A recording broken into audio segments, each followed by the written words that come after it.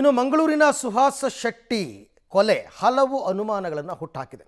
ಸಾಮಾಜಿಕ ಜಾಲತಾಣದಲ್ಲಿ ಹಿಂದೂಗಳ ಮೇಲೆ ಸಾಲು ಸಾಲು ಬೆದರಿಕೆ ಬರ್ತಾ ಇದ್ರೂ ಕೂಡ ಪೊಲೀಸರು ಒನ್ ಸೈಡ್ ಆಗಿ ಕರ್ತವ್ಯ ನಿರ್ವಹಿಸ್ತಾ ಇದ್ದಾರೆ ಅಂತಕ್ಕಂಥ ಆರೋಪ ಕೂಡ ಕೇಳಿಬರ್ತಾ ಇದೆ. ಇನ್ನು ಸುಹಾಸ್ ಹತ್ಯೆಗೆ ಲಕ್ಷ ಲಕ್ಷ ಸುಪಾರಿ ಕೊಟ್ಟಿರ್ತಕ್ಕಂಥ ವಿಚಾರ ಕೂಡ ಬೆಳಕಿಗೆ ಬಂದಿದೆ. ಇದೆಲ್ಲದರ ಸಮಗ್ರ ಮಾಹಿತಿ ಇಲ್ಲಿದೆ ನೋಡಿ. ಹಿಂದೂ ಕಾರ್ಯಕರ್ತ ಸುಹಾಸ್ ಶೆಟ್ಟಿ ಹತ್ಯೆ ಪ್ರಕರಣ. ಬೆದರಿಕೆ ಪೋಸ್ಟ್ ಹಾಕಿದ ಓರ್ವ ಮುಸ್ಲಿಂ ಮೇಲೂ ಕೇಸಿಲ್ಲ.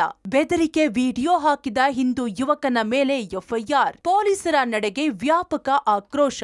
ಹಿಂದೂ ಕಾರ್ಯಕರ್ತ ಸುಹಾಸ್ ಶೆಟ್ಟಿ ಬರ್ಬರ ಹತ್ಯೆ ಪ್ರಕರಣ ಹಲವು ಅನುಮಾನಗಳಿಗೆ ಕಾರಣವಾಗಿದೆ.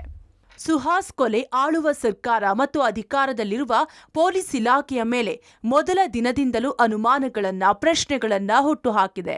ಆರೋಪಿಗಳ ಬಂಧನದ ಬಳಿಕ ಸಹ ಸಂಶಯಗಳ ಸಾಲು ಮುಂದುವರೆದಿದೆ. ಬಿಜೆಪಿ ನಾಯಕರು, ಶಾಸಕರು, ಕೇಂದ್ರ ಸಚಿವರು ಸರ್ಕಾರದ ಮೇಲೆ ಹೆಜ್ಜೆ ಹೆಜ್ಜೆಗೂ ಅನುಮಾನ ಪ್ರಶ್ನೆಗಳನ್ನ ಕೇಳಿದ್ರು ಅದ್ಯಾವುದಕ್ಕೂ ಉತ್ತರವಿಲ್ಲ. ಸರ್ಕಾರ ಮತ್ತು ಪೊಲೀಸ್ ಇಲಾಖೆ ತನ್ನ ಹಿತಾಸಕ್ತಿಯನ್ನೇ ಮುಂದುವರಿಸಿದಂತಿದೆ. ಸುಹಾಸ್ ಶೆಟ್ಟಿ ಕೊಲೆ ನಡೆಯುವ ಒಂದು ತಿಂಗಳು ಮುಂಚಿತವಾಗಿ ಸೋಷಿಯಲ್ ಮೀಡಿಯಾದಲ್ಲಿ ಸುಹಾಸ್ ಅಂತ್ಯವಾಗುತ್ತದೆ, ಅವರೇ ನಮ್ಮ ಟಾರ್ಗೆಟ್ ಎಂದು ಘೋಷಣೆಯಾಗಿತ್ತು. ಹೇಳಿದಂತೆ ಕೊಲೆಯೂ ನಡೆಯಿತು. ಇಷ್ಟಕ್ಕೆ ಸುಮ್ಮನಾಗದ ದುಷ್ಟರು ಸೋಷಿಯಲ್ ಮೀಡಿಯಾದಲ್ಲಿ ಕಿಡಿಗೇಡಿತನ ಮುಂದುವರೆಸಿದ್ದಾರೆ. ಮತ್ತಷ್ಟು ಹಿಂದೂ ಮುಖಂಡರ ಹೆಸರು ಟಾರ್ಗೆಟ್ ಮಾಡಿ ಮುಂದಿನ ಗುರಿ ಯಾರ್ಯಾರು ಎಂದು ಪೋಸ್ಟ್ ಮಾಡುತ್ತಿದ್ದಾರೆ.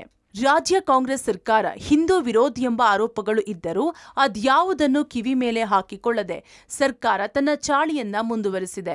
ಬಹಿರಂಗವಾಗಿಯೇ ಸಾಮಾಜಿಕ ಜಾಲತಾಣದಲ್ಲಿ ಹಿಂದೂ ಕಾರ್ಯಕರ್ತರ ಟಾರ್ಗೆಟ್ ಮಾಡಿದ ಯಾರ ಮೇಲೂ ಈವರೆಗೂ ಕೇಸ್ ಇಲ್ಲ, ಎಫ್ಐಆರ್ ಇಲ್ಲ, ಕ್ರಮ ಇಲ್ಲ. ಬದಲಾಗಿ ಅಲ್ಲೂ ಹಿಂದೂ ಕಾರ್ಯಕರ್ತರನ್ನೇ ಪೊಲೀಸರು ಟಾರ್ಗೆಟ್ ಮಾಡ್ತಿದ್ದಾರೆ.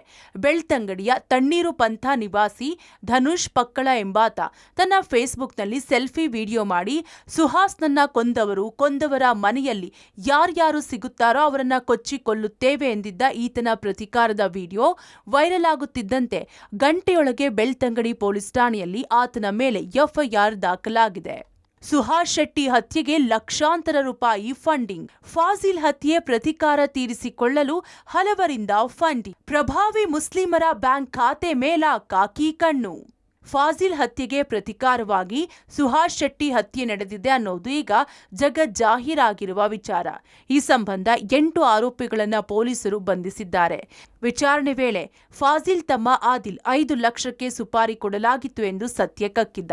ಆದ್ರೀಗ ಕೇವಲ 5 ಲಕ್ಷಕ್ಕಾಗಿ ಈ ಹತ್ಯೆ ನಡೆದಿಲ್ಲ, ಬದಲಿಗೆ ಸುಹಾಸ್ ಹತ್ಯೆಗಾಗಿ ಲಕ್ಷ ಹಣ ಹರಿದು ಬಂದಿದೆ ಅನ್ನೋ ಸ್ಫೋಟಕ ಮಾಹಿತಿ ತನಿಖೆ ವೇಳೆ ಬೆಳಕಿಗೆ ಬಂದಿದೆ. ಫಾಜಿಲ್ ಹತ್ಯೆಯಿಂದಾಗಿ ಆತನ ಹೆತ್ತವರು, ಸಹೋದರ, ಕುಟುಂಬಸ್ಥರಷ್ಟೇ ಮುಸ್ಲಿಂ ಸಮುದಾಯವು ಆಕ್ರೋಶಗೊಂಡಿತ್ತು. ಫಾಜಿಲ್ ಹತ್ಯೆಯನ್ನ ಅರಗಿಸಿಕೊಳ್ಳಲಾಗದ ಪ್ರಭಾವಿ ಮುಸ್ಲಿಮರು ಪ್ರತಿಕಾರಕ್ಕಾಗಿ ಪಣ ತೊಟ್ಟಿದ್ರು. ಪ್ರತಿಕಾರ ತೀರಿಸೋ ಯಾರಿಗಾದ್ರೂ ಎಷ್ಟೇ ಹಣ ನೀಡಲು ಮುಂದಾಗಿದ್ರು. ಹೀಗಾಗಿ ಸುಹಾಸ್ ಹತ್ಯೆಯ ಪ್ಲಾನ್ ನಡೆಸೋ ವೇಳೆಯೇ 50 ಲಕ್ಷಕ್ಕೂ ಹೆಚ್ಚು ಹಣ ಸಂಗ್ರಹವಾಗಿದೆ ಅನ್ನೋ ಸ್ಫೋಟಕ ಮಾಹಿತಿ ತನಿಖೆ ವೇಳೆ ಬಹಿರಂಗಗೊಂಡಿದೆ. ಎಲ್ಲಾ ಆರೋಪಿಗಳನ್ನ 14 ದಿನ ಪೊಲೀಸ್ ಕಸ್ಟಡಿಗೆ ಪಡೆದಿರೋ ತನಿಖಾಧಿಕಾರಿಗಳು ಲಕ್ಷ ಫಂಡಿಂಗ್ ಆಗಿರೋ ಮಾಹಿತಿ ಸಿಕ್ಕಿದೆ.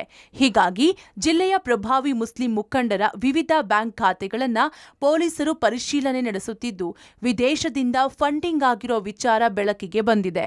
ಒಟ್ಟಾರೆ ಈ ಎಲ್ಲಾ ಘಟನೆಗಳನ್ನ ನೋಡಿದಾಗ ಮಂಗಳೂರು ಪೊಲೀಸರು ಸರ್ಕಾರದ ಆದೇಶಗಳನ್ನ ಶಿರಸ ಪಾಲಿಸುತ್ತಿದ್ದಾರಾ ಅಥವಾ ಸರಿಯಾಗಿ ತನಿಖೆ ನಡೆಸಿ ನ್ಯಾಯದ ಪರವಾಗಿ ಕೆಲಸ ಮಾಡುತ್ತಿಲ್ಲವೇ ಎಂಬ ಗುಮಾನಿ ಮೂಡುತ್ತಿದೆ. ಇದಕ್ಕೆಲ್ಲ ತನಿಖೆಯ ಮೂಲಕವೇ ಗೊಂದಲಗಳಿಗೆ ತೆರೆ ಎಳೆಯಬೇಕಿದೆ. Sukpal, Public TV, Mangaluru.